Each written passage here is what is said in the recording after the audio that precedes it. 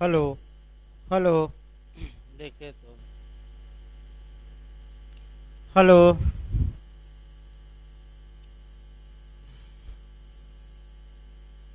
Bag इधर कर लीजिए आगे। तो भाई देखिए कहीं सेट नहीं कर। हाँ तो 3 नंबर।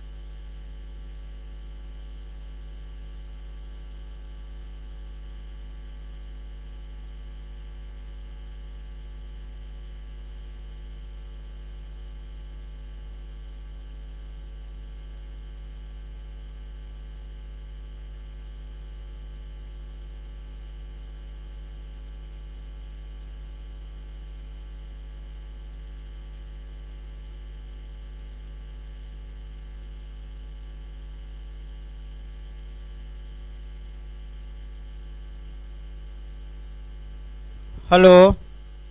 देखिए आपका एविडेंस चल रहा था और एविडेंस में आपका भाई ये 44 तक बताया गया था। यानी कि सेक्शन आपका 44 तक हम बता चुके थे। अब आइए आगे आपका शुरू किया जाए 45 से लेकर 51 तक। इसको एक साथ पढ़ा जाता है। आपका 45 से लेकर जहाँ तक 51 की बात है, इसमें ओपिनियन यानी कि राय यानी कि विचार सुसंगत है।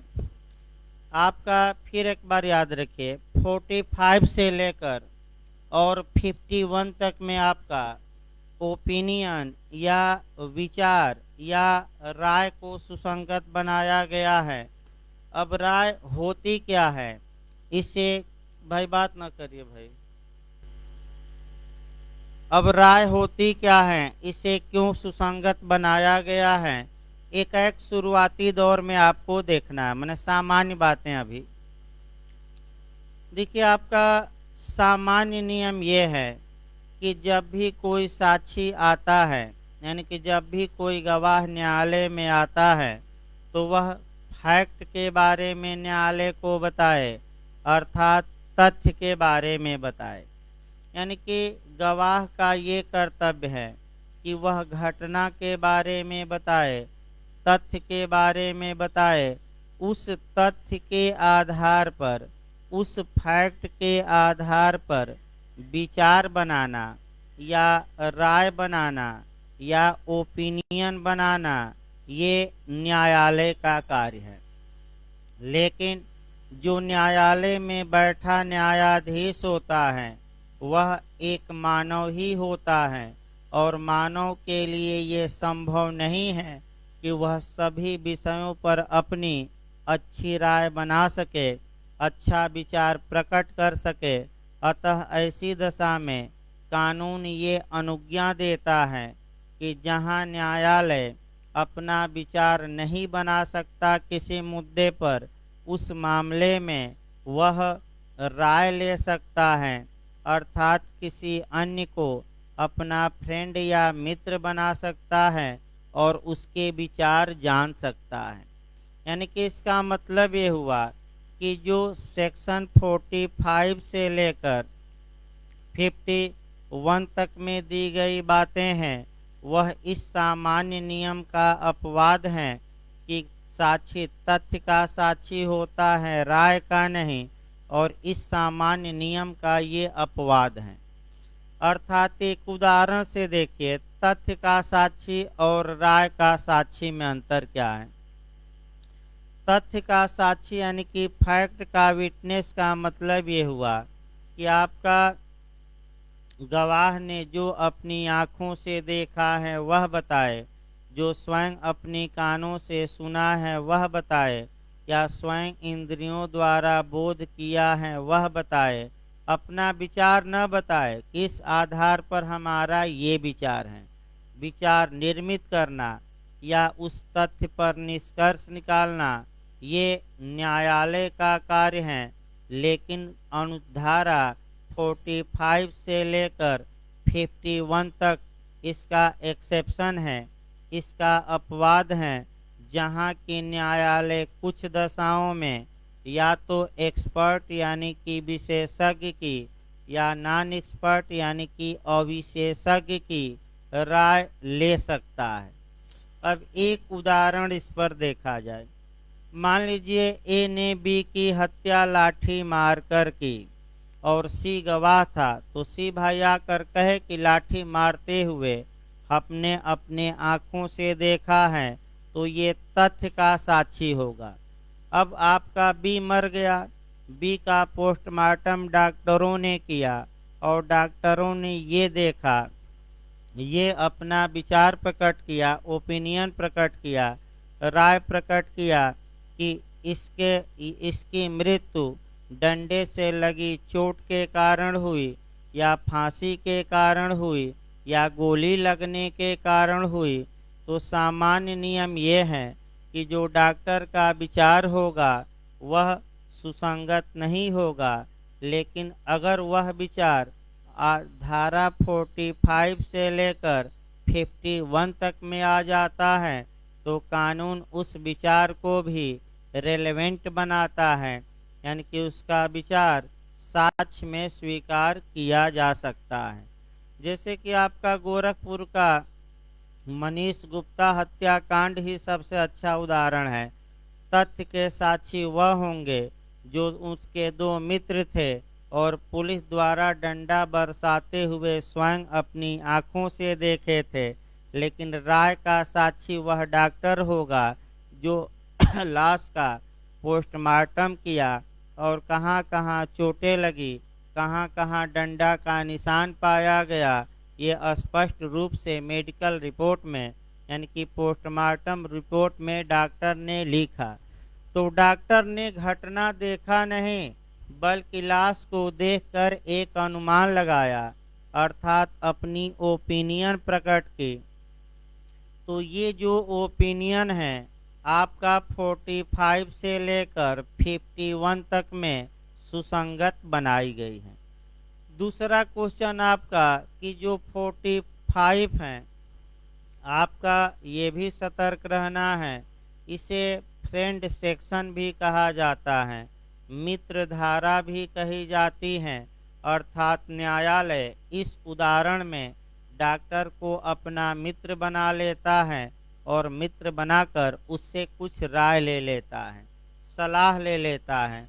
अतः अगर पूछे कि फ्रेंड सेक्शन कौन है तो आप मारिएगा 45। अब राय या विचार को दो वर्गों में हम बांट देते हैं, यानी कि जो विचार हैं वह या राय या ओपिनियन है, इसको दो वर्गों में बांटकर पढ़ा जाता है। एक वर्ग में आपका एक्सपर्ट ओपिनियन यानी कि विशेषज्ञ की राय, और दूसरा जो वर्ग हम बताएंगे वह आपका अविशेषज्ञ की राय बताएंगे।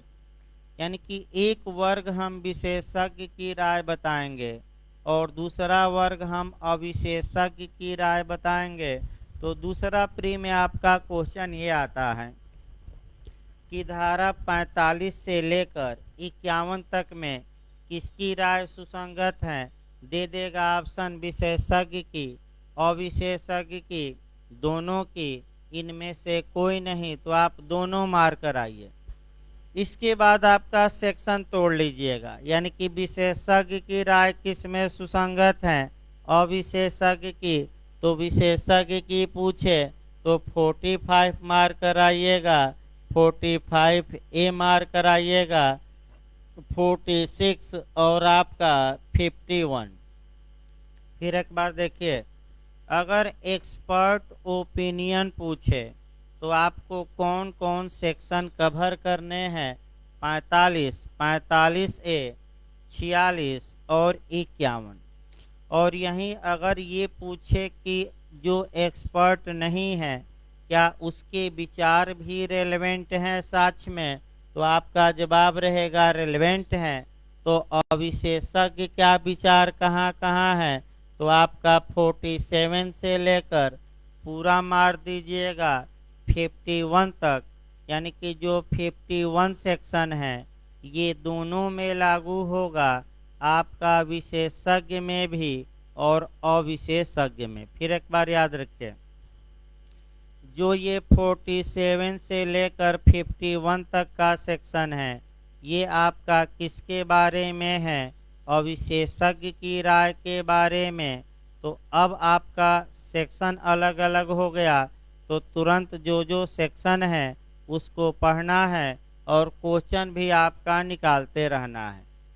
आइए अब आपका सेक्शन 45 को शब्दशः पढ़ना रहता है और खूब क्वेश्चन बनता है। देखिए मैं तोड़ रहा हूँ भाई, आपका 45 से अब शुरू कर दिया जाए। बेयर एक्ट का शब्दशः देखिए कैसे आपको पढ़ना है, और बेयर एक्ट में जो एक एक शब्द दिए गए हैं उनको भाई ध्यान में भी रखना है, और कैसे आपका क्वेश्चन बना है। 5-6 मॉडल तो इन शब्दों से ही बन जाता है, और उत्तराखंड में आपका ज़्यादा बनता है, शब्दशः ज़्यादा बनाता है क्वेश्चन, यूपी में भी बना है। तो एक एक पहले आपका बेयर एक्ट की भाषा देख लिया जाए, तब भाई समझा जाए। देखिए आपका 45 में लिखा गया है एक्सपर्ट ओपिनियन या विशेषज्ञों की राय। जबकि न्यायालय को, यानी कि एक एक शब्दों को देखिए, जबकि न्यायालय को यानी कि कोर्ट को क्या करना है भाई? तो तोड़ लेना है ऐसे 5 खंड क्रम से बना लेना है। जबकि न्यायालय को क्या करना है आपका? देखिए फॉरेन लॉ यानी कि विदेशी विधि। पहला जो शब्द है आपका फॉरेन लॉ, यानी कि किस पर? विदेशी विधि। इस पर पिछली बार एपीओ में आया है क्वेश्चन, आपका यूपी एपीओ में भी आया है। विदेशी विधि। दूसरा शब्द है या विज्ञान या कला। दूसरा शब्द आपका विज्ञान हो गया। तीसरा शब्द जो हो गया कला या आर्ट हो गया। चौथा शब्द जो हो गया आपका, चौथा जो दे रहा है हस्तलेख, और यानी कि हेड राइटिंग, हस्तलेख, हस्तलेख। और आपका पांचवा दे रहा है अंगुली चिन्ह, यानी कि फिंगर प्रिंट, अंगुली चिन्ह। पहले पूरा लिख दिया जाए तब समझा जाए। अंगुली चिन्ह की अनन्यता, यानी कि अंगुली चिन्ह या हस्तलेख की पहचान। अनन्यता माने आइडेंटिफिकेशन या पहचान, अनन्यता को कहते हैं। पहचान के बारे में राय बनानी हो, यानी कि इसके बारे में क्या बनानी हो, विचार। तो ऐसी दशा में आगे कहा जा रहा है, तब उस बात पर ऐसी विदेशी विधि विज्ञान या कला में या हस्तलेख या अंगुली चिन्हों की अनन्यता विषयक प्रश्नों में विशेष कुशल व्यक्तियों की राय सुसंगत तथ्य हैं। तो किसकी राय सुसंगत होगी? जो इस मामले में क्या हो? विशेष कुशल व्यक्ति हो, विशेष कुशल व्यक्ति हो। और जो ये विशेष कुशल व्यक्ति होंगे, ऐसे व्यक्तियों को ही हम क्या कहेंगे? एक्सपर्ट, यानी कि विशेषज्ञ।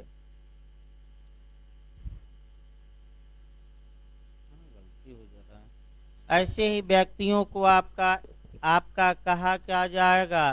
तो विशेषज्ञ। अब एक एक शब्दों को देखिए आपका, ये जो इसके बाद आपका 3 इलस्ट्रेशन है वो तो बाद में देखा जाएगा किससे कौन को रिलेट है। धारा 45 में थोड़ा समय लगता है पढ़ाने में, इसके बाद जो अन्य धाराएं हैं वह काफ़ी छोटी छोटी हैं। तो 45 को देखिए, आपका क्वेश्चन देखिए कह करके आपका, जबकि न्यायालय को ओपिनियन बनानी हो, राय बनानी हो या विचार बनाना हो, तो ऐसी दशा में न्यायालय आपका सहायता ले सकता है, एक्सपर्ट की सहायता ले सकता है। तो पहला पॉइंट आया कि क्या न्यायालय सभी विषयों पर एक्सपर्ट की हेल्प ले सकता है? नहीं। जो विषय आपका स्पष्ट रूप से सेक्शन 45 में दिए गए हैं, न्यायालय केवल और केवल उन्हीं विषयों पर विशेषज्ञ की राय ले सकता है। तो अब क्रम से भी विषय पूछा जाता है कि पहला विषय, ये क्रम से याद रखना है, पहला किस पर एक्सपर्ट ओपिनियन, फॉरेन लॉ, दूसरा आपका साइंस, तीसरा आर्ट, चौथा आपका हेड राइटिंग और पांचवा फिंगर आपका प्रिंट यानी कि उंगली चिन्ह के बारे में। एक तो ये क्रम से याद रखेंगे कि कौन सा क्रम सही है। दूसरा देखिए आपका यहाँ से ज़्यादा ये हटा दीजिए, अब एक एक करके चला जाए भाई, आपका एक एक करके डिटेल में चला जाए। यहाँ से पिछली बार आपका क्वेश्चन यूपी एपीओ में भी बना है। देखिए आपका विधियों को दो वर्गों में मैं बांट रहा हूँ, एक आपका इंडियन लॉ यानी कि भारतीय विधि और दूसरा विदेशी विधि। आपका फिर मैं बता दूं, अच्छा क्वेश्चन बनता है टेक्निकल, तो पहले विधि को दो वर्गों में हम बांटते हैं, एक भारतीय विधि इंडियन लॉ हो गया और दूसरा कौन सा कानून हो गया, फॉरेन लॉ यानी कि विदेशी विधि। अब पहला क्वेश्चन हम बता रहे हैं कि भारतीय विधि किसे कहा जाएगा। तो जो कानून भारत में लागू हैं वे सभी कानून इंडियन लॉ माने जाएंगे। अब इसमें आईपीसी, सीआरपीसी, एविडेंस, टीपीए और जो भरमाता है वह हिंदू लॉ और मुस्लिम लॉ। तो क्या हिंदू लॉ और मुस्लिम लॉ भारत में लागू है कि नहीं है? अतः हिंदू लॉ और मुस्लिम लॉ पर आपका ये भारतीय विधि मानी जाएगी, क्योंकि हिंदू लॉ भी भारत में लागू है और मुस्लिम लॉ भी। तो क्वेश्चन का मॉडल देखिए, किस विषय पर न्यायालय एक्सपर्ट ओपिनियन नहीं ले सकता। तो पहला ऑप्शन देगा हिंदू विधि के मामले में, दूसरा मुस्लिम विधि के मामले में, तीसरा दोनों और चौथा इनमें से कोई नहीं। तो दोनों में नहीं ले सकता क्योंकि दोनों भारतीय विधि हैं और जो एक्सपर्ट ओपिनियन लिया जाएगा वह इंडियन लॉ के बारे में नहीं, किसके बारे में लिया जाएगा, विदेश। पहला जो टेक्निकल क्वेश्चन आया। दूसरा देखिए, अब आपका पूछा जा सकता है कि भारतीय विधि को कैसे प्रूफ किया जाएगा, कैसे साबित किया जाएगा। तो भारतीय विधि को प्रूफ नहीं करना है, साबित नहीं करना है, आपको ये दिमाग में बैठाना है कि इसकी जुडिशियल नोटिस ली जाएगी, न्यायिक अवेक्षा की जाएगी, अर्थात न्यायालय स्वयं इस कानून को जानने के लिए बाध्य होगा। तो जुडिशियल नोटिस किस धारा के तहत ली जाएगी, 57। यानी कि भारत में जितने कानून लागू हैं वो भारतीय विधि कहलाएंगे और इनको साबित या प्रूफ या सिद्ध नहीं करना है। इनका क्या लिया जाएगा, इनकी न्यायिक अवेक्षा की जाएगी। इसे न्यायालय स्वयं स्वीकार करने के लिए बाध्य हैं। और किस धारा के तहत न्यायिक अवेक्षण ये तथ्य दिए गए हैं, 57। और कौन सी धारा बताती है कि जिसकी जुडिशियल नोटिस ले ली गई अब उसको प्रूफ करने की आवश्यकता नहीं है। तो ये धारा कौन बताती है एविडेंस की, 56। अब आइए फॉरेन लॉ पर आइए। तो विदेशी विधि के बारे में एक्सपर्ट ओपिनियन ले सकता है न्यायालय। तो फिर क्वेश्चन बनाना है कि न्यायालय किस विधि के बारे में विशेषज्ञ की राय ले सकता है। देगा भारतीय विधि, विदेशी विधि, दोनों इनमें से कोई नहीं। तो दोनों मारकर न आइएगा, केवल किस विषय पर, किस विधि पर, विदेशी। अब जो यूपीएपीओ ने क्वेश्चन बनाया कि विदेशी विधि को भारत में कैसे प्रूफ किया जा सकता है, तो आपका दो तरीका याद रखना है, एक सेक्शन 38 के तहत और दूसरा सेक्शन 45। भाई ये पिछली बार यूपीएपीओ में आ चुका है, आ सकता है। विदेशी विधि को भारत में साबित करने के दो तरीके हैं। एक एक्सपर्ट का ओपिनियन ले लिया जाए तो आपका किस धारा के तहत एक्सपर्ट ओपिनियन 45, और दूसरा आपका 38 के तहत, अर्थात उस देश में सरकार के प्राधिकार के तहत जो कानून की किताब छपी थी उस कानून की किताब को लाया जाए और भारत के न्यायालय में प्रस्तुत किया जाए। या न्यायालय का निर्णय है तो वह निर्णय जिस पत्रिका में विदेश में छपा था वह पत्रिका लाई जाए और भारत के न्यायालय में पेश किया जाए। तो याद रखिए, फिर एक बार हम बता रहे हैं, ये यूपी एपीओ में आया है पिछली बार कि फॉरेन लॉ को साबित करने के कितने तरीके मिले? दो। पहला तरीका क्या है? पुस्तक पेश करके। कौन सी धारा? 38। और दूसरा एक्सपर्ट ओपिनियन। कौन सी धारा? 45। इसके बाद आइए आगे देखा जाए, दूसरा जो है आपका विज्ञान यानी कि साइंस। अगर साइंस के किसी प्रश्न पर न्यायालय को ओपिनियन बनानी है तो ऐसी दशा में न्यायालय एक्सपर्ट ओपिनियन ले सकता है। यहाँ जो साइंस का मामला है, विज्ञान का मामला है, यहाँ थोड़ा समझना पड़ेगा। समझना ये है कि अगर साइंस का ऐसा मामला है जो आम जनता भी जानती है, उस बारे में आपका कह सकते हैं कि कोई विचार नहीं लिया जाएगा एक्सपर्ट का, क्योंकि वह तो आम जनमानस भी जानता है और न्यायालय को मानना चाहिए कि ये न्यायाधीश को भी इस बात का क्या हो ज्ञान। यानी कि जो विज्ञान की सामान्य बातें हैं उनको न्यायालय उनके बारे में एक्सपर्ट ओपिनियन न ले, ऐसी बातों के बारे में ले जिसका ज्ञान आसानी से नहीं हो सकता तो दो तीन ज्ञान कराइए जो आसानी से नहीं हो सकता। जैसे कि आपका मृत्यु कैसे हुई? जहर से हुई कि आत्महत्या किया है व्यक्ति, की हत्या करके उसे लटका दिया गया, कि चोट के कारण हुआ, कि बीमारी के कारण हुआ। ये न्यायालय लाश का अगर निरीक्षण भी ऊपर से कर ले तो नहीं कर सकता, अतः डॉक्टरों को अपना मित्र बना लेगा और कहेगा कि आप हमें कुछ ओपिनियन बता दीजिए, राय बता दीजिए, हम अपना विचार बताइए, लाश का पोस्टमार्टम करिए और आप अपना विचार बताइए कि इसकी मृत्यु कैसे हुई होगी। दूसरा आपका मान लीजिए एक आदमी आपका जहर से मरा है कि कैसे मरा है, इस बारे में विवाद उत्पन्न हो गया, तो ऐसी दशा में आपका कह सकते हैं कि एक्सपर्ट ओपिनियन ली जा सकती है, क्योंकि डॉक्टर परीक्षण करके बता सकता है, अपना विचार प्रकट कर सकता है। तीसरा आपका डीएनए हो गया, आरएनए हो गया, आवाज़ का नमूना हो गया, तमाम चीज़ें। एक उदाहरण और बताया जाए, उदाहरण तो सैकड़ों हैं।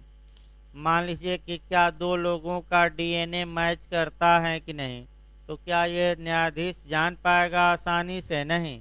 इसके लिए प्रयोगशाला ब्लड भेजा जाए दोनों का, प्रयोगशाला में एक्सपर्ट होगा, वह बताएगा कि आपका कह सकते हैं कि दोनों व्यक्तियों का डीएनए मैच कर रहा है कि नहीं। तो इस बारे में भी न्यायालय क्या ले सकता है? एक्सपर्ट से राय। यानी कि विज्ञान मतलब ये हुआ कि सामान्य विज्ञान है जो सब लोग जान जाते हैं, आपका ऐसा विज्ञान जो कोई विशेषज्ञ ही जान सकता है। अगला देखिए, इसके बाद कला, यानी कि आपका आर्ट या कला के बारे में भी न्यायालय चाहें तो एक्सपर्ट की राय ले सकता है। इसके बाद हेड राइटिंग आती है और हेड राइटिंग पर अलग से क्वेश्चन बनता है मेंस में। भाई आपका हस्तलेख या लिखावट या हेड राइटिंग, यानी कि इस विषय पर यहीं अब डिटेल में आपको जान लेना है। फिर एक बार बताया जाए, हेड राइटिंग के बारे में मेंस में अलग से भी क्वेश्चन बनता है। देखिए मेंस का कैसे क्वेश्चन है, कि किसी व्यक्ति के हस्तलेख को साबित करने के क्या क्या तरीके हैं, उन तरीकों का, उन प्रकारों का वर्णन करिए। तो जैसे ही हेड राइटिंग आई तो एक दो उदाहरण पहले देखा जाए, तब कानून में भाई चला जाए। देखिए किस व्यक्ति का ये माने हेड राइटिंग या साइन है, ये कई मामलों में काफी महत्वपूर्ण होता है। क्यों? क्योंकि जैसे कि आपका बाबा की कहानी देख सकते हैं, आपका लेटर 4-5 पन्ना का लेख लिखे, साइन किए, एक आत्महत्या कर लिया, अब क्या हुआ? वो तो सीबीआई जांच कर ही रही है। अब हेड राइटिंग से ये होगा कि क्या ये जो लिखावट है ये बाबा की है कि नहीं। अगर बाबा की है तो वह मृत्युकालिक कथन माना जा सकता है। अब ये समस्या है कि कैसे हम ये साबित करेंगे कि ये जो लिखावट है, ये जो हेड राइटिंग है, ये जो वाक्य उस पन्ने पर लिखे गए हैं या जो साइन किए गए हैं, ये बाबा के ही हैं। इस बात को कोर्ट में साबित करना होगा, ऐसे नहीं कि नहीं। और इसी को साबित करने के क्या क्या तरीके हैं, आपका वही जानना है। तो हेड राइटिंग को साबित करने के लिए आपका कई तरीके।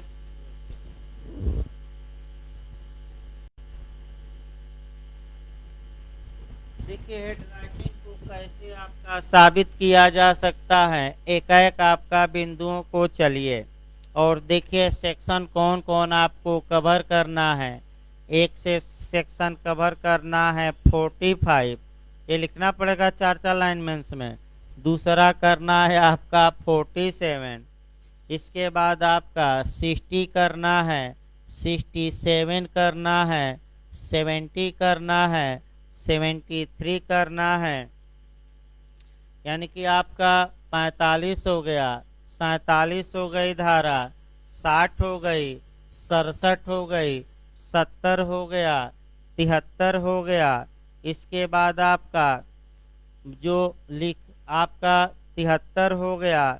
इसके बाद लास्ट में सरकमस्टेंशियल एविडेंस द्वारा, यानी कि परिस्थितिजन्य साक्ष्य द्वारा, सरकमस्टेंशियल एविडेंस कहा जाता है, यानी कि हालात द्वारा। जैसे कि आपका हालात हम बताएंगे लास्ट में। सबसे अच्छा उदाहरण बाबा पर ही देखा जाए, सबसे अच्छा रहेगा, क्योंकि आपका बाबा ने अपने मने लिखा कि नहीं लिखा, यानी कि क्या जो बाघंबरी गद्दी के आपका मठाधीश थे, उनके पास जो 5 पन्ने का उनके कमरे से सुसाइड नोट बरामद हुआ है, अब इसी पर हम चलाते हैं कि क्या ये लिखावट उनकी है कि नहीं। इस बात को कोर्ट में प्रूफ करना है। तो किसी भी की साइन या लिखावट या हैंडराइटिंग को प्रूफ करने के लिए पहला तरीका है एक्सपर्ट ओपिनियन ले ली जाए, यानी कि विशेषज्ञ की विचार ले लिया जाए। तो विशेषज्ञ करते क्या हैं, अब ये समझिए। देखिए जो विशेषज्ञ होते हैं, आपका लेंस, एक तो पहले लेंस लिया जाता था, लेंस लिए रहते हैं।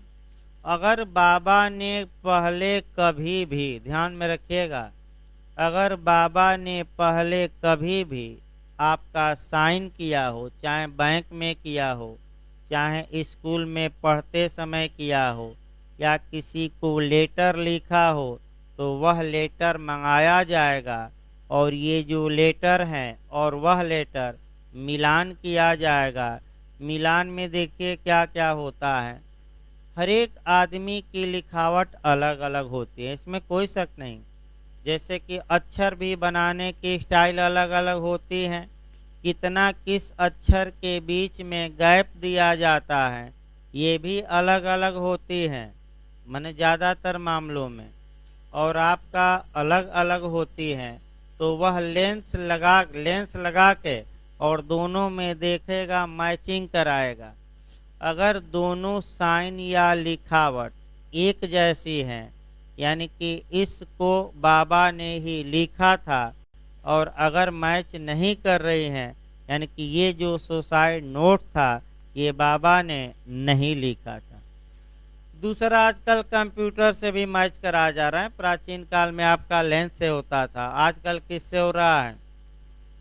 कंप्यूटर पर उनकी दोनों राइटिंगें डालिए, उसके बाद मैचिंग कराइए। अब कंप्यूटर में सिस्टम है, अगर मैच कर दिया गया राइटिंग यानी कि दोनों की लिखावट एक है, गैपिंग एक है, और अक्षर जैसे बनाया जाता है वो सब कुछ क्या है? समान है। इसका मतलब कि एक्सपर्ट ने अपना विचार बता दिया कि हमारी राय में ये जो साइन है, लिखावट है, बाबा की है। अपना केवल विचार बताया, न्यायालय माने या न माने, भाई विचार अपना प्रकट किया एक्सपर्ट। दूसरा उदाहरण आपका देखा जाए, हस्तलेख को साबित करने का दूसरा तरीका आपका सेक्शन 60 है। सेक्शन 60 बताता है कि जिस व्यक्ति ने अपनी आंखों से साइन करते हुए या लिखते हुए देखा था, यानी कि विटनेस जो था, वह खुद आकर कहे कि हमारे सामने ही इन्होंने ये कागज लिखा, तो भाई बाबा तो अकेले कमरे में थे, कोई विटनेस था नहीं, अतः ये नियम लागू ही नहीं होगा। लेकिन 45 धारा लागू होगी, 60 नहीं। तो साक्षी आकर कहे कि हमारे सामने ही लिखे थे, ये लिखावट इन्हीं की है। तीसरा आपका 67, 67 में ये है आपका 67, 68 और 69 एक साथ बताया जाए। अगर किसी व्यक्ति की यह लिखावट है कि नहीं, तो ऐसी दशा में कानून ये कहता है कि ये न्यायालय में साबित करना पड़ेगा कि इन्हीं की ये लिखावट है। दूसरा कानून ये कहता है कि अगर वह व्यक्ति मुकर जाता है, यानी कि जो साइन किया है जिंदा है और लिखा है जिंदा है, मुकर जाता है, तो आपका जो लिखते समय उसको देखा था तो 2 गवाह थे, 2 में से अगर एक आ जाए तो पर्याप्त माना जाएगा। लेकिन फिर इसके आगे एचजेएस में पूछ लिया तो भाई आपका आगे पूछ लिया, और अगला पॉइंट भी हमें बताना है। देखिए भाई आपका 68 और 69, 68 तो मैं सामान्य तौर पे बताता हूँ, लेकिन अब 69 भी साथ में बताना पड़ेगा, क्योंकि आपका एक मिस हो गया था और आपका एचजेएस में पूछ लिया था। तो आगे तो हम डिटेल में बताएंगे, 2-4 दिन बाद अब आ ही जाएगा, लेकिन दोनों को एक साथ देखिए, ध्यान से देखिए आपका भाई इस नियम को। मान लीजिए ये कहा जा रहा है कि ए ने ही इस दस्तावेज पर हस्ताक्षर किया है, और ए को हस्ताक्षर करते हुए किसने देखा था? बी तथा सी ने। तो भाई पहला नियम ये है कि अगर ए इनकार करता है तो ऐसी दशा में सामान्य नियम ये है कि बी को भी बुलाया जाए, सी को भी बुलाया जाए, और दोनों लोग इस बात की गवाही देंगे कि हमारे सामने ही ए ने साइन किया था। ये पहला नियम। लेकिन मान लीजिए कि सी मर गया या सी मिल ही नहीं सकता, सी साक्ष्य देने में अब असमर्थ हो गया है, तो केवल एक गवाह को, एक अटेस्टेड विटनेस को, यानी कि किसको? इस उदाहरण में बी को, अगर बी को बुलाया जाए और बी आकर गवाही दे कि हाँ हमारे सामने ही ए ने लिखा या साइन किया, तो वह लिखावट साबित की जा सकती है, प्रूफ की जा सकती है। यहाँ तक तो ठीक था। आपका बिहार और झारखंड हर एक जगह पूछ रहा है कि किसी दस्तावेज का निष्पादन साबित करने के लिए आपका कम से कम कितने अनुप्रमाणित न्यायालय में साक्षी आ जाएं तो काम चल जाएगा? एक। तो कौन सी धारा बताती है? 68। अब एचजेएस में ये पूछ लिया, न तो बी मिल सकता है न ही सी मिल सकता है, तब क्या होगा? तब याद रखिए न्यायालय में ये साबित करना पड़ेगा कि ये साइन ए की है और एक गवाह की साइन साबित करनी पड़ेगी, यानी कि एकाएक का साबित करना पड़ेगा। किसको साबित करना पड़ेगा? ये न्यायालय में अन्य तरीके से इस बात को प्रूफ किया जाएगा कि हजूर इस दस्तावेज पर एक ही साइन है और दो गवाहों में से कम एक गवाह की साइन मैच करती है। लेकिन ये कब? जब कोई अनुप्रमाणक साक्षी मिले कि न मिले, न मिले। यही याद रखिए, जैसे में आपका पूछा गया तो एक ये जो लिखा है ये इसी की साइन है, और एक किसकी? दो गवाह है, तो दो में से कम किसकी साइन? एक। ये आगे देखा जाए भाई, आपका अगला धारा देखा जाए 67 बताया गया। इसके बाद आपका पिछली बार आपका एपीओ में 47 से भी क्वेश्चन बना था। एपीओ में बन चुका है क्वेश्चन। हस्तलेख को साबित करने का अगला तरीका है 47। हस्तलेख से परिचित व्यक्ति द्वारा, यानी कि इसका मतलब ये हुआ कि ए और बी दोनों एक दूसरे की हेडराइटिंग से परिचित थे। तो ये हेडराइटिंग जो लिखी है, ए ने लिखा है कि नहीं, बी आकर गवाही दे सकता है कि हजूर सदैव ये हमारे सामने लिखते थे, अतः ये राइटिंग इन्हीं की है।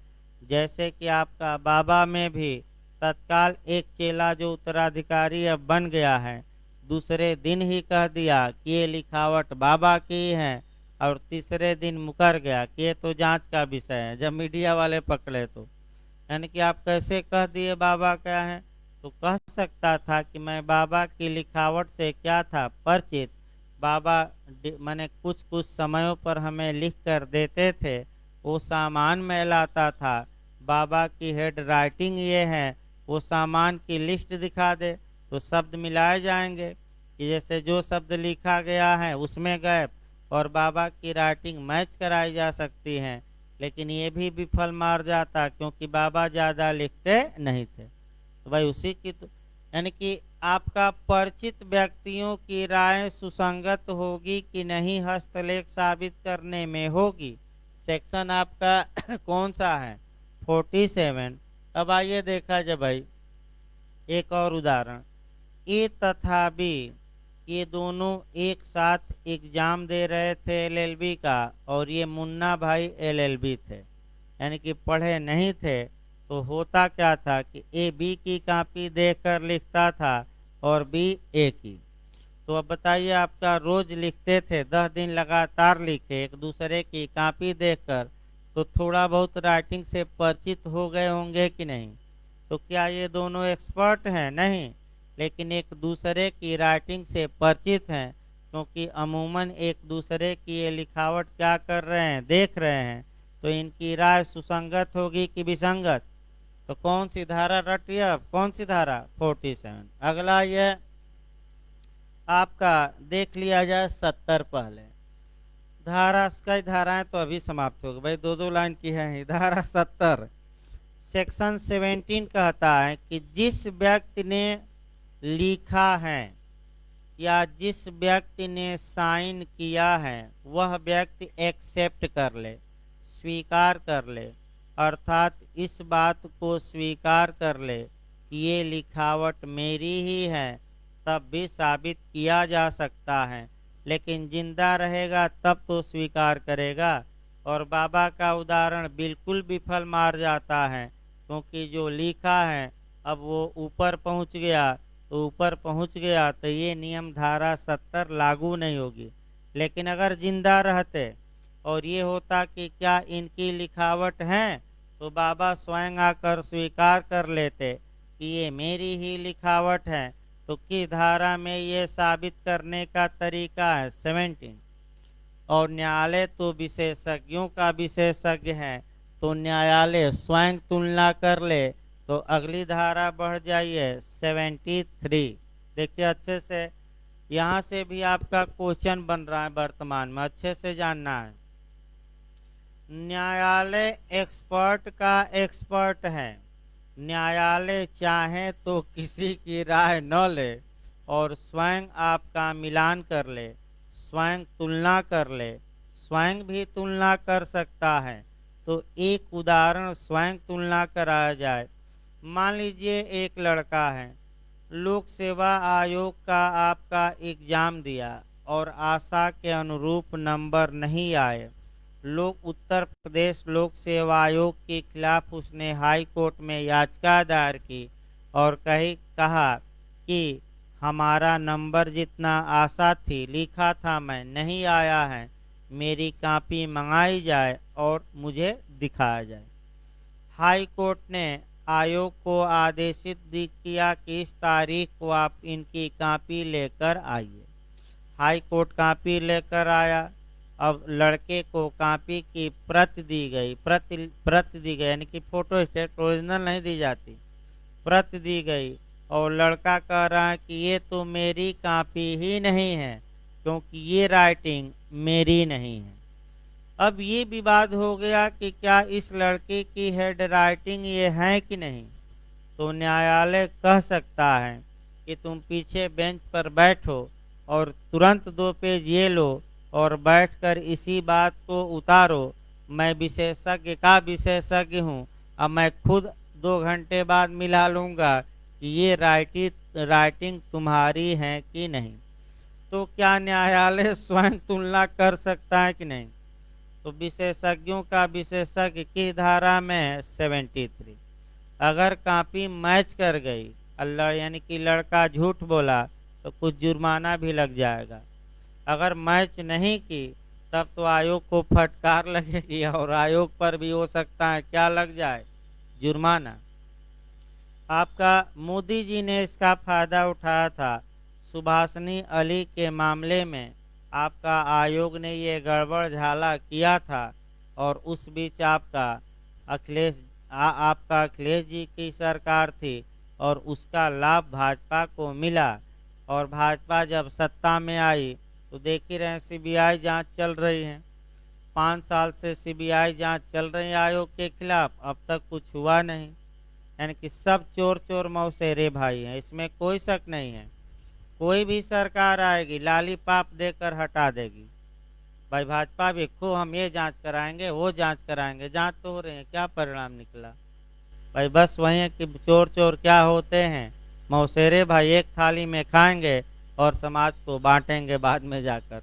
होटल में एक थाली में, बाहर निकलिए तो क्या आपका समाज को धर्म जाति संप्रदाय बिरादरी के आधार पर क्या करेंगे, बांट देंगे। समाज लड़े हमारा क्या जाता है, हम तो एक थाली के चट्टे बट्टे हैं। तो अलग बात है। अब तो याद हो गया ना कि कैसे हस्तलेख साबित किया जाएगा।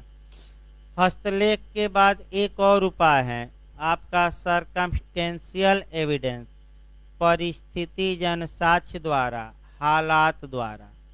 यानी कि हालात में ये दिखाया जाएगा कि इस हालात में इन्होंने ही यह बात लिखी होगी। अब एक बाबा पर हालात निकालिए। बाबा के कमरे में पहले से कोई नहीं गया, सारे दरवाजे बंद थे, अर्थात परिस्थितियां चिल्ला रही हैं, परिस्थितियां बता रही हैं कि इस लेटर को बाबा ने ही लिखा होगा। इस बात की पूरी संभावना है। ये बिना किसी धारा के 6, 7, 8 इत्यादि में परिस्थिति जन साक्ष्य को सुसंगत बनाया जाता है और ये दिखाया जाता है कि ये लेटर किसने लिखा होगा, बाबा ने, क्योंकि हालात ये स्पष्ट रूप से आपका इंडिकेट कर रहे हैं। देखिए पूर्ण रूप से प्रमाण नहीं, एक अनुमान लगाया जा रहा है। तो इस प्रकार हस्तलेख हो गया। अब आइए फिंगरप्रिंट देखा जाए, यानी कि अंगुली चिन्ह। जहाँ तक अंगुली चिन्हों की बात है, मानव शरीर में आपका एक और ध्यान रखना है कि अगर अंगुली चिन्हों की अनन्यता का प्रश्न हो, पहचान का प्रश्न हो कि ये अंगुली चिन्ह किसके हैं, ऐसी दशा में न्यायालय एक्सपर्ट ओपिनियन ले सकता है। अब मानव के अंगुली चिन्ह की एक विशेषता होती है कि जो ये अंगुली चिन्ह होते हैं जन्म से लेकर मृत्यु तक बदलते नहीं।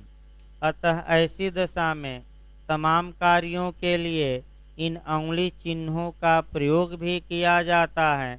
आधार कार्ड के लिए किया जा रहा है, पैसा निकालने के लिए बैंक न जाइए, कहीं से पैसा निकाल लीजिए, आधार नंबर दीजिए और क्या लगा दीजिए, अंगूठा।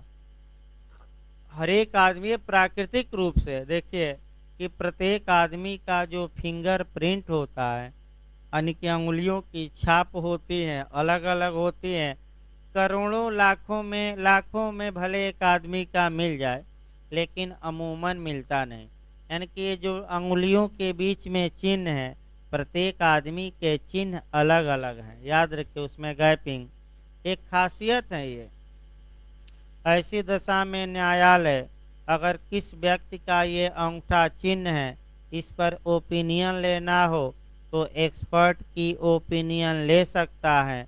अब अंगुली चिन्ह का विज्ञान सुनिश्चित है, इसलिए अंगुली चिन्हों की आपका सुसंगतता या पहचान को सुसंगत बनाया गया है। अगर यही शब्द पूछ ले कि पैरों के चिन्ह की धारा में सुसंगत है, तो 45 बिल्कुल न मारिएगा।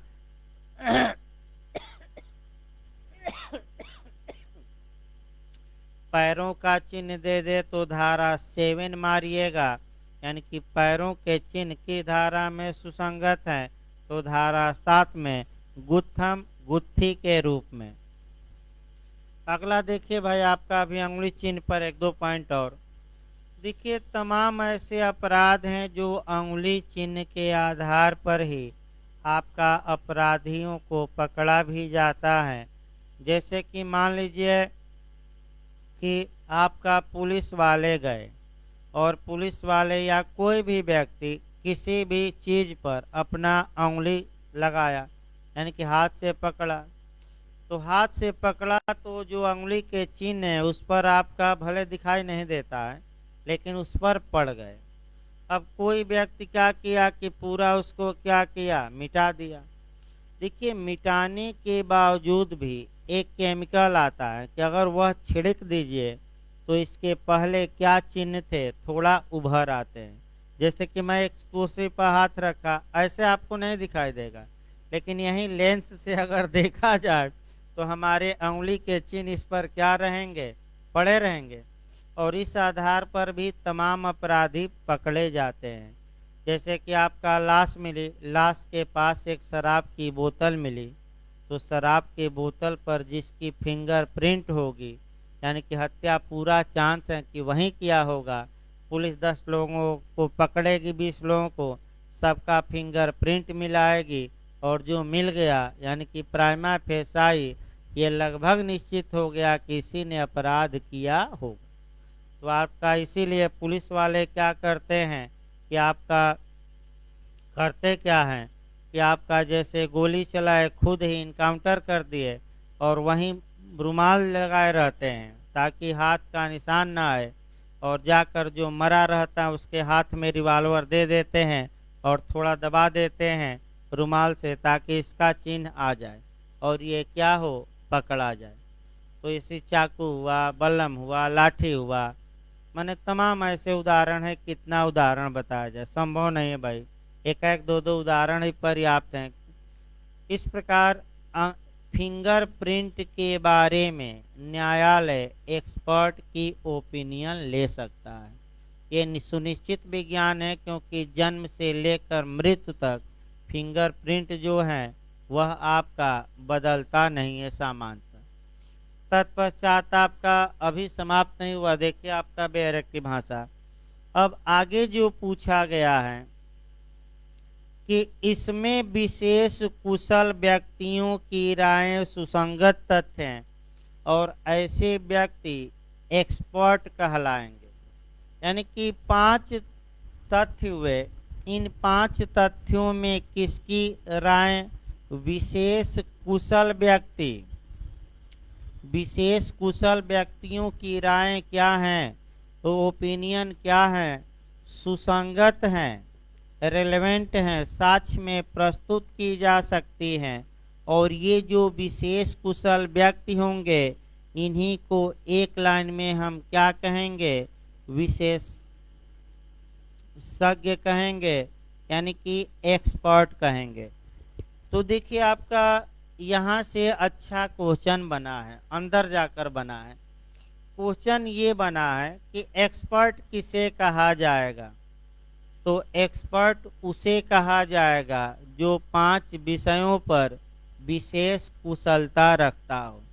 तो फिर आइए कौन कौन सा विषय है, क्रम से याद रखना है। या तो विदेशी विधि में विशेष कुशलता रखता हो, या आपका साइंस या विज्ञान में, या कला में, या हेड राइटिंग में, या फिंगरप्रिंट में। इन 4 विषयों पर जो विशेष कुशल व्यक्ति हैं उन्हीं को हम क्या कहेंगे, एक्सपर्ट। तो विशेषज्ञ कौन है, जो कितने विषयों पर विशेष कुशल हो, 5। अब देखिए आपका जो उत्तराखंड में बना है विशेषज्ञ होता है। अब जो विदेशी विधि में भी कुशल हो, जो आपका कला में हो, विज्ञान में हो, उपर्युक्त सभी। तो कई बदमाश लड़के ऐसे होते हैं जो ये सोचेंगे कि सर तो 5 बताए थे और इसमें तो 3 ही हैं, तो भाई किसको मारा जाए। तो भाई किसको मारा जाए, जब 5 न रहे, 2 दिया रहे तो 2 मारिए, 1 दिया रहे 1, 3 दिया रहे 3, अब 5 दिया रहे तो 5। आपका ये नियम है, क्योंकि आपका ऐसी ऐसी गलती आपका बिहार में भी 1-2 लोग करके आए थे। भाई बताया जाता है सब अगर न हो सब तो 1-2 रहे वहीं मारिए। ऐसी गलती 1-2 लोग बिहार में टीपीए में करके आए थे। देखिए, नेमोडेट कोड नॉन हैबिट, यानी कि कोई भी व्यक्ति अपने से उत्तम हक का ट्रांसफर नहीं कर सकता। ये सेक्शन 7 में, टीपीए के सेक्शन 7 में ये प्रिंसिपल है। लेकिन 3 धाराएं इसका एक्सेप्शन है, 41, 43 और आपका एक है 35। अब आपका एक में आया 41, दूसरा में 42, तीसरा में आपका आ गया 41, 43 दोनों, और चौथा में दे देगा इनमें से कोई नहीं। तो एक लोग ये कह रहे थे कि आप तो 3 अपवाद बताए थे, 35 तो था ही नहीं, इसलिए हमने मार दिया इनमें से कोई नहीं। तो 35 नहीं था तो 2 अपवाद तो मिले, और 2 न रहे तो 1 तो मिलेगा, और 1 न रहे तब आप इनमें से कोई मारिए। ये भी आया है आपका उत्तराखंड में, इनमें से कोई नहीं भी। तो भाई आपका तीनों ना मिले तो 1-2 देखिएगा, ये नहीं कि सब मिल जाए। अब आइए आपका विशेष कुशलता किसी विषय पर कैसे पाई जा सकती है, अब ये देखना है। यानी कि कोई व्यक्ति कब विशेष कुशलता प्राप्त करता है। तो विशेष कुशलता प्राप्त करने के कई तरीके हैं। एक तो आपका पढ़ा लिखा हो, यानी कि उस विषय का वह ज्ञाता हो और क्या किया हो, पढ़ा हो। यानी कि आपका पीएचडी किया, या आपका एमबीबीएस किया, एमएस किया, और उसके बारे में जानकारी रखा, तो वह विशेष विशेष कुशल हो गया। और विशेष जब कुशल हो गया तो उसको हम एक्सपर्ट कहेंगे। दूसरा, विशेष कुशलता आपका शौक द्वारा भी पाया जा सकता है। तो शौक द्वारा देखा जाए, एक आदमी को हेड राइटिंग मिलाने का शौक था, वो पढ़ा नहीं था, लेकिन आपका लगातार लोगों को कहता था कि आप साइन करिए, पुराना साइन लाइए, और मैं बता दूंगा लेंस लगाकर देखकर कि आपकी साइन है कि नहीं। तो पढ़ा लिखा नहीं था लेकिन गढ़ा था, और 10-20 साल से वहीं लेंस लगाकर क्या करता था, देखता था। तो बताइए आपका वह विशेषज्ञ माना जाएगा कि नहीं माना जाएगा। तीसरा आपका आया कि एक तो ये शौक से विशेषज्ञ बना। तीसरा, अनुभव। अनुभव के आधार पर भी व्यक्ति विशेषज्ञ हो सकता है, भले वह एक अक्षर न पढ़ा हो। और इसमें एक केस आता है सुनार वाला, वही अच्छे से जानना है। देखिए, एक सुनार था और वह पढ़ा नहीं था, लेकिन रोज सोने की परख करता था, कौन सोना नकली है और कौन सोना असली है। अब आप लोग बताइए, एक सोने को लेकर विवाद हो गया बिस्कुट को, असली है कि नकली, और उस सुनार ने कहा कि ये नकली है, तो क्या वह एक्सपर्ट माना जाएगा कि नहीं माना जाएगा? यानी कि विशेषज्ञता कैसे हासिल की जाएगी या कब कहा जाएगा कि व्यक्ति विशेष कुशल हो गया है? तो या तो शौक रखता हो उस विषय में, या अनुभव रखता हो, या पढ़ा लिखा हो यानी कि उपाधि रखता हो। अब कौन एक्सपर्ट होगा कौन नहीं होगा, इसका निर्धारण हम आप नहीं करेंगे, न्यायालय स्वयं करेगा कि यह व्यक्ति एक्सपर्ट माना जाए या नहीं। अब फिर क्वेश्चन आ जाइए, विशेषज्ञ किसे माना जाएगा? जो विशेष कुशल हो। विशेष कुशलता कैसे पाई जा सकती है? अनुभव द्वारा पाई जा सकती है कि नहीं? शौक द्वारा और उपाधि द्वारा, और दे देगा उपर्युक्त सभी। कितने विषयों पर विशेष कुशल व्यक्ति ही विशेषज्ञ कहलाएंगे? 5। जो विशेष क्या हो, कुशल हो, माने उसके बारे में कुछ ज्ञान रखता हो। इस प्रकार आपका माने 45 सेक्शन शुरू हुआ, माने समाप्त हुआ। एक लाइन और देखिए। अब आइए एक देखा जाए भाई, एक उदाहरण देखा जाए भूमिका। अगले धाराएं तो छोटी छोटी हैं। 46 आपका पूछा जाता है, मान लीजिए एक डॉक्टर ने अपनी राय प्रकट की, और राय ये प्रकट की पोस्टमार्टम करके कि यह व्यक्ति जहर से मरा होगा। तो उस डॉक्टर की राय का जितनी बातें सपोर्ट करेंगी या जितनी बातें खंडन करेंगी, वे सभी बातें भी साक्ष्य में सुसंगत होगी। यानी कि अगर सपोर्ट एक करवा दीजिए कि जब व्यक्ति आया पोस्टमार्टम के लिए लाश, तो मुख से गाज फेंक रहा था, गुब्बारे फेंक रहा था, माने कि आपका गाज कहा जाता है, थूक फेंक रहा था। यानी कि इसका मतलब कि इस डॉक्टर की राय का ये बात सपोर्ट कर रही है। और अमूमन जो व्यक्ति जहर से मरता है उसके मुख से क्या निकलता है? झाग। तो भाई डॉक्टर की राय का क्या किया? सपोर्ट। तो ये 46 में आएगा, 46 में सेक्शन। और फिर लास्ट में डॉक्टर क्या, अब डॉक्टर से पूछा जाएगा कि आप कह रहे हैं कि ये जहर से मरा है, तो आप कैसे कह रहे हैं भाई? बेस बताइए, आधार बताइए। आप ऐसे थोड़े मनमाना कह देंगे भाई, आप मनमाना थोड़े कह देंगे किसी को लिख कर कि जहर से मरा है। तो डॉक्टर क्या अपनी राय का आधार बता सकता है कि नहीं? बता सकता है। और इसमें जो लास्ट सेक्शन 51 था कि राय के आधार कहाँ सुसंगत है, बहुत पूछा गया है, तो आपका जवाब रहेगा 51 में। देखिए आज आपका एविडेंस ही चलेगा भाई, आईपीसी रोकी जाएगी और 20-25 मिनट चलेगा। थोड़ा कुछ रात में शारीरिक दिक्कत आ गई थी, इसलिए आपका बहुत लंबा क्लास नहीं चल पाएगा, थोड़ा पहले ही रोकना पड़ेगा, क्यों कुछ आपका दिक्कत आ गई थी हल्का फुल्का। देखिए आपका 20-25 मिनट और हम बताते हैं सेक्शनों को। सेक्शन आपका 45 हो गया। अब तुरंत आपका छोटे छोटे सेक्शन है, प्रयास करिए रटने का।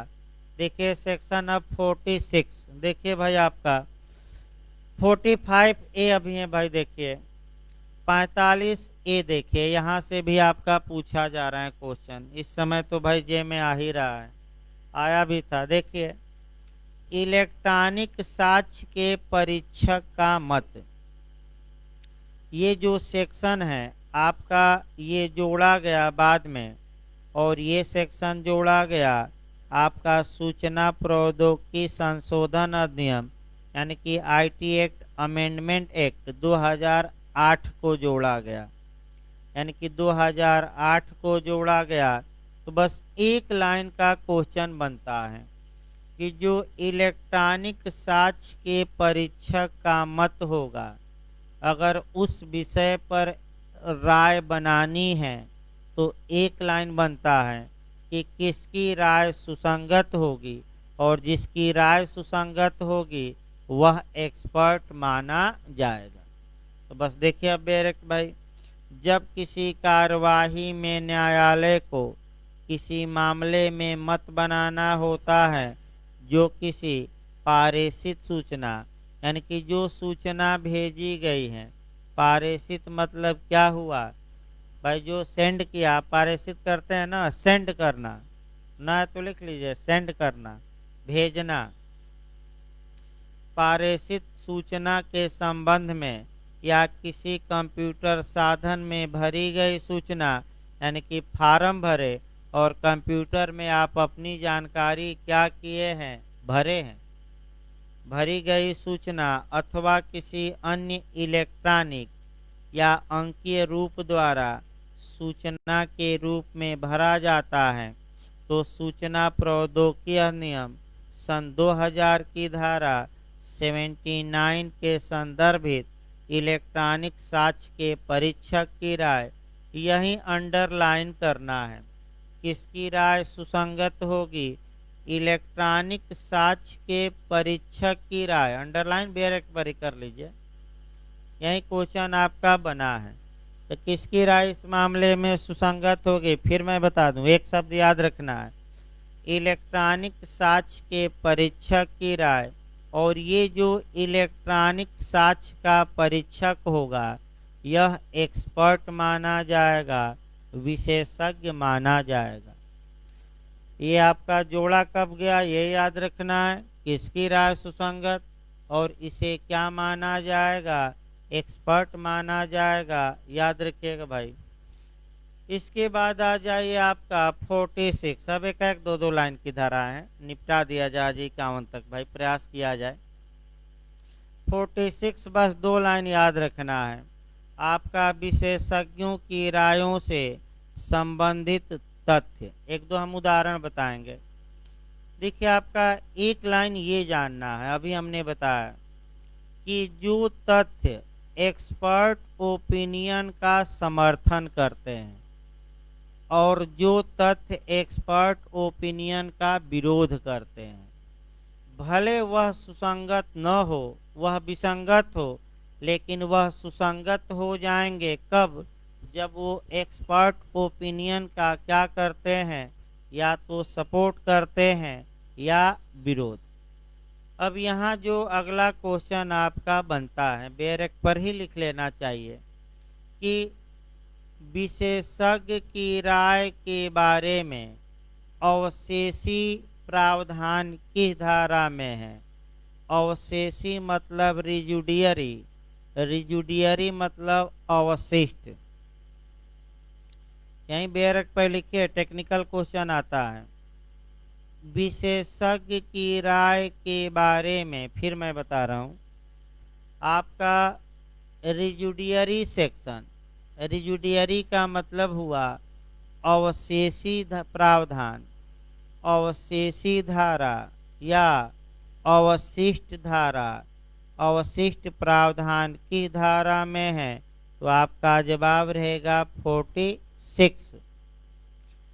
अवशेषी का मतलब ये हुआ कि आपका एक्सपर्ट ओपिनियन दे दी गई, अन्य तथ्य सुसंगत नहीं है, लेकिन रेलेवेंट हो जाएंगे कब, जब या तो वह एक्सपर्ट की राय का क्या करें, सपोर्ट, या एक्सपर्ट की राय का क्या करें, विरोध। यानी कि सपोर्ट करना और विरोध करना ही सुसंगतता का आधार है।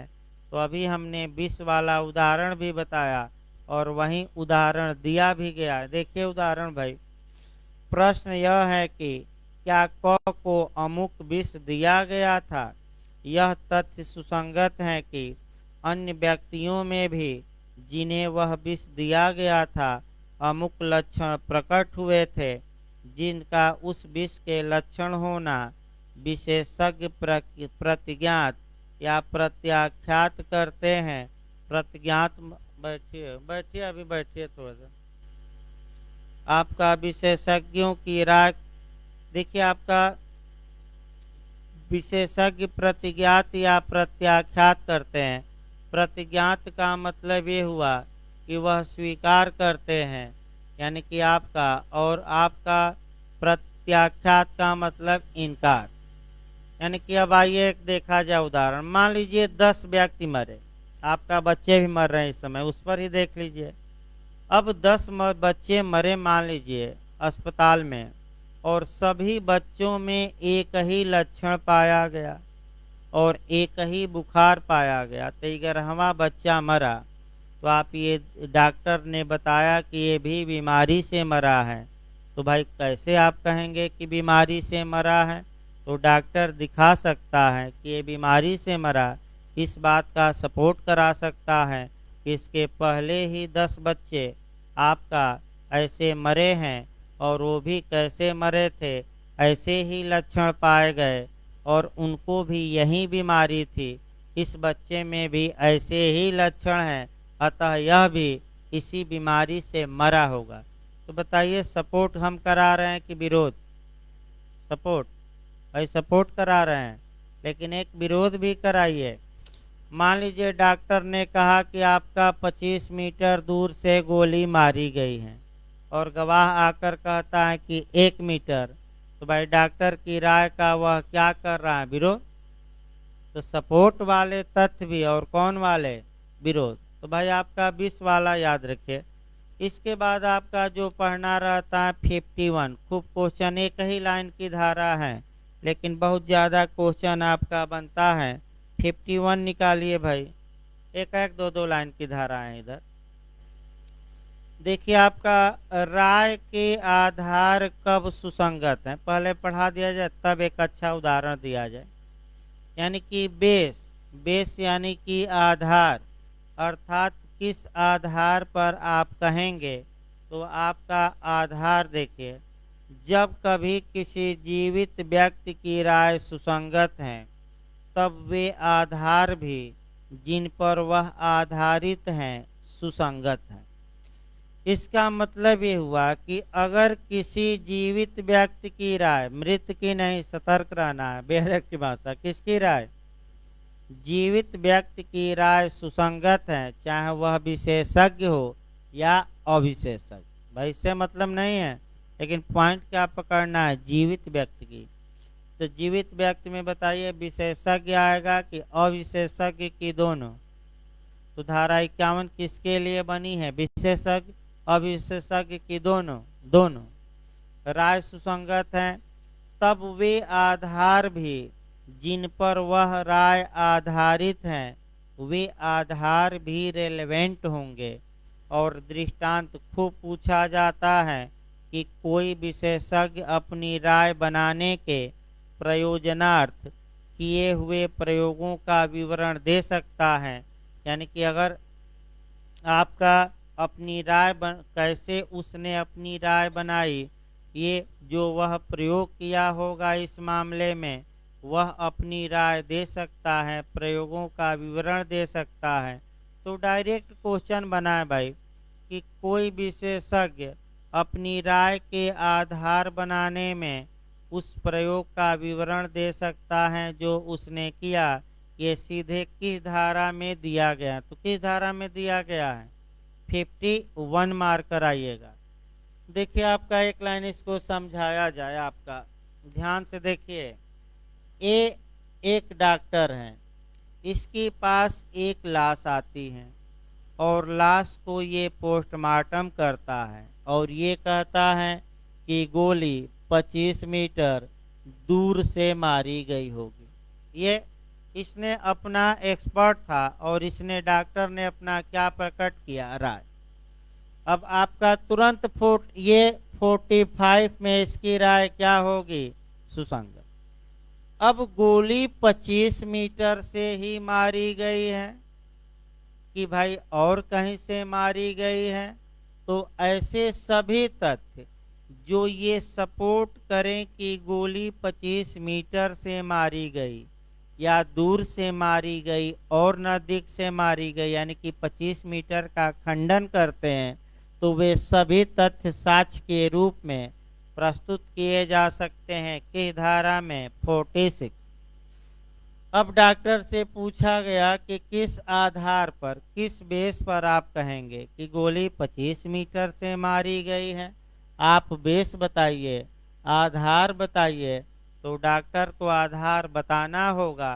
तो भाई कैसे आधार बताएगा? तो आधार बताएगा तो कौन सी धारा में आधार सुसंगत होंगे? 51। और क्या अपने प्रयोगों का, एक्सपेरिमेंट का आधार बता सकता है कि नहीं?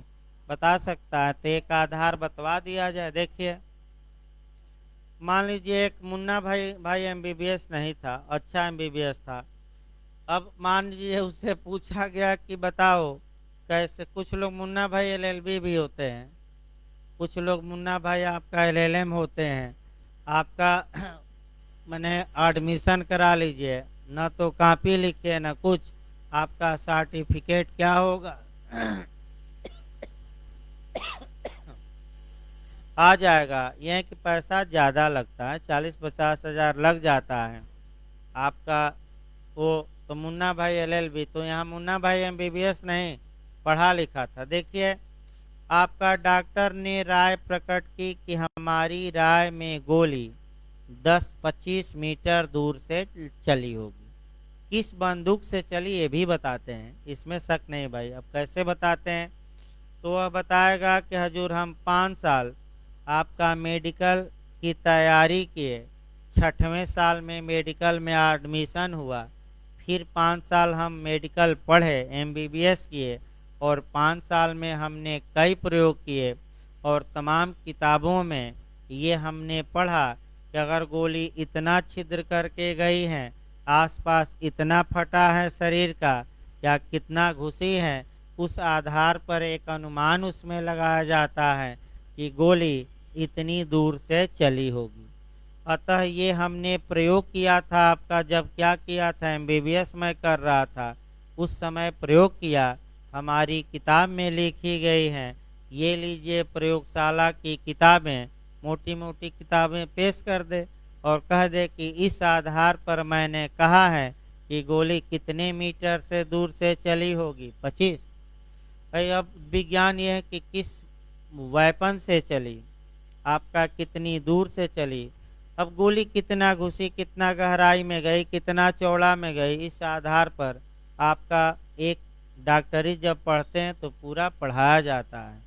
अब जैसे कि कोई व्यक्ति, सबसे विवाद होता है कि कोई व्यक्ति आत्महत्या किया है, इसकी हत्या करके लटका दिया गया है, उसमें भी बहुत बारीक अंतर है, इसीलिए बहुत बारीक अंतर है। लेकिन जो एक्सपर्ट रहेगा डॉक्टर, वो पकड़ लेगा, हमारे आपसे नहीं पकड़ में आएगा। तो इसलिए आपका, तो क्या कोई विशेषज्ञ अपनी प्रयोगों का वर्णन दे सकता है कि नहीं? आधार में दे सकता है। कौन सी धारा? 51। अब आ जाइए अविशेषज्ञ की राय। छोटी छोटी धाराएं हैं लेकिन प्री में भंडार पूछा जाता है। अविशेषज्ञ के लिए 47 हम बताएंगे, फिर आपका 47A बताएंगे, फिर 48 बताएंगे, फिर 49, और फिर कौन सी धारा? 50 और 51, तो दोनों में। अब 4-4 लाइन पढ़ना है, ज़्यादा नहीं, प्री के लिए रट्टा मारना है भाई। यानी कि अब एविडेंस थोड़ा स्पीड में आपका चलता है, क्योंकि अब इधर छोटी छोटी धाराएं हैं। देखिए 47 निकाल लीजिए भाई, आपका 47 आपका चला जाए, एक बार बेर पढ़ाकर समझा दिया जाए।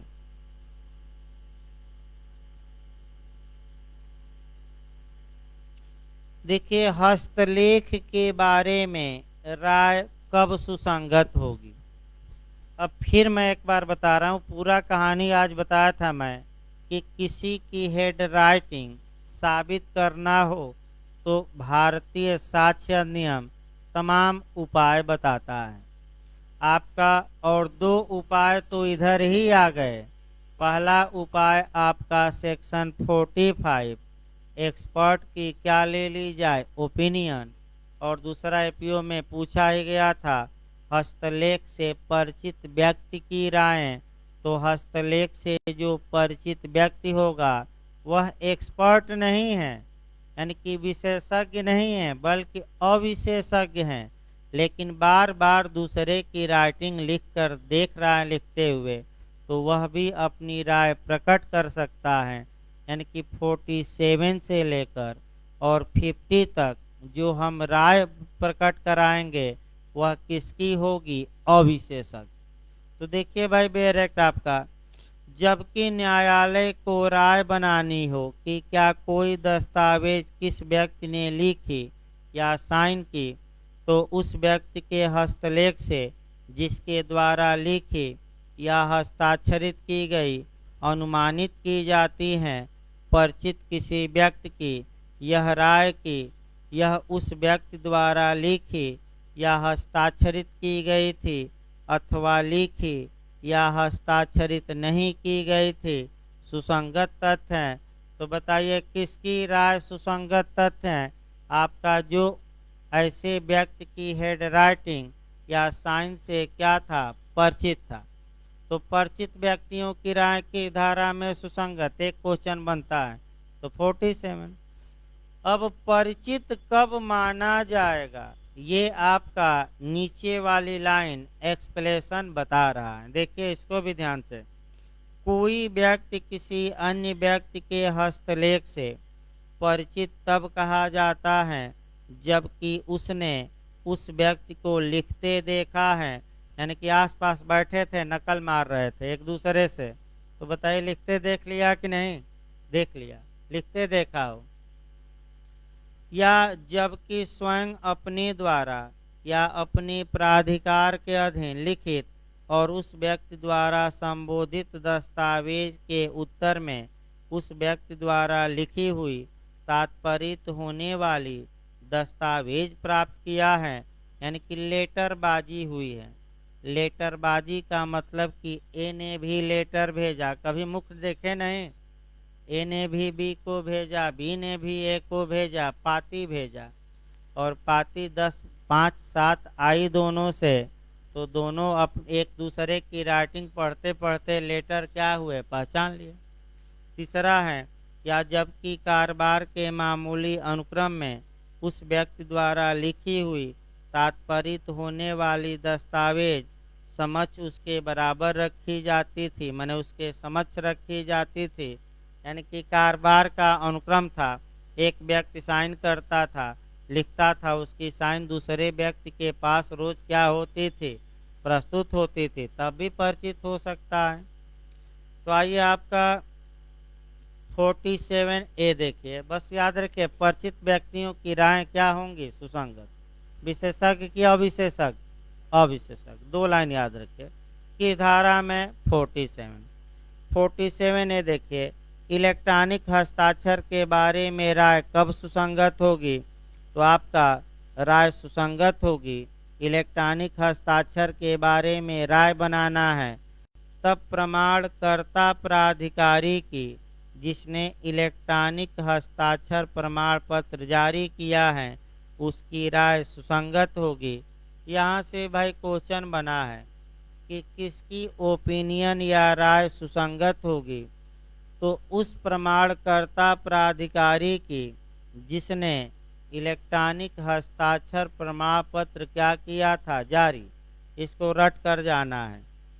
आइए 48 देखा जाए।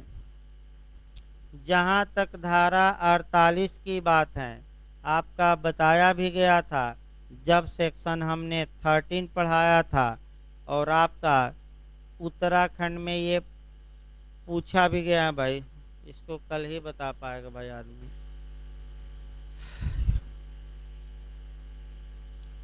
देखिए थोड़ा दिक्कत आ रही है भाई, कल इसको बताया जाएगा 48। हाँ, तो परिचित व्यक्ति की राय सुसंगत, जो या तो लेटरबाजी जिससे हुआ है, या जो आसपास हमेशा देखता है, या साइन दूसरे के पास पहुंचती थी डेली बाय डेली। बस तभी आपका जीएस चलेगा भाई 12 बजे से। 20 मिनट का आपका ब्रेक रहेगा, क्योंकि थोड़ा गला भी ये है। आप बताए, रुकिए 2 मिनट भाई। आइए, हो काम है क्या कोई?